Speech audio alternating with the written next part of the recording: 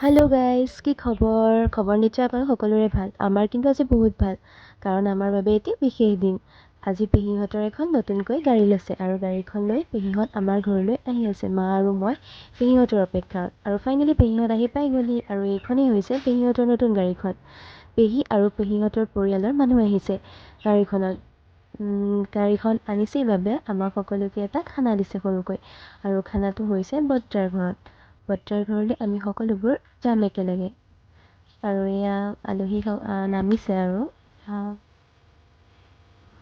চাই থাকক আপোনালোকে। আৰু আলহী নামাৰ পিছত আমাৰ ঘৰলৈ গৈ আমি চাহ জলপান ৰুচি ভাজি খালোঁ। আৰু এয়া সকলো আমাৰ ঘৰটো চাই পেলাই আহি আছে। সকলোৰে হাঁহি উঠিছে, বোলে আজি সিহঁতৰ ব্লাউজটো মিলি গৈছে। আৰু এয়া আমি বৰ্তাহঁতৰ ঘৰলৈ আহি আছোঁ খানাৰ বাবে। যিহেতু সকলোখিনি এখন গাড়ীতে নাতে, সেইকাৰণে এক্সট্ৰাকৈ আনিব লগা হৈছে। এয়া আইতা আৰু দেউতা, এয়া দাদাহঁত আগত বহিছে।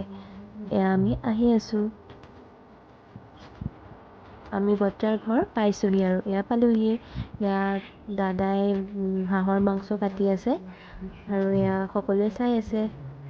আৰু এইফালে ৰন্ধা বঢ়াৰ যোগাৰ কৰিছেই।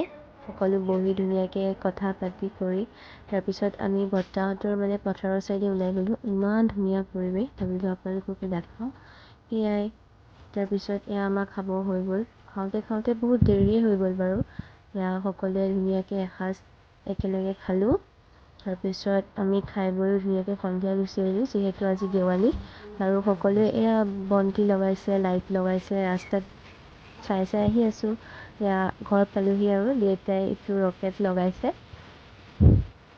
এয়া ৰকেট। তাৰপিছত আমি সকলোৱে ধুনীয়াকৈ এইবিলাক আকাশ বন্তি সকলোৱে এনজয় কৰিলোঁ আৰু দেৱালী বুলি।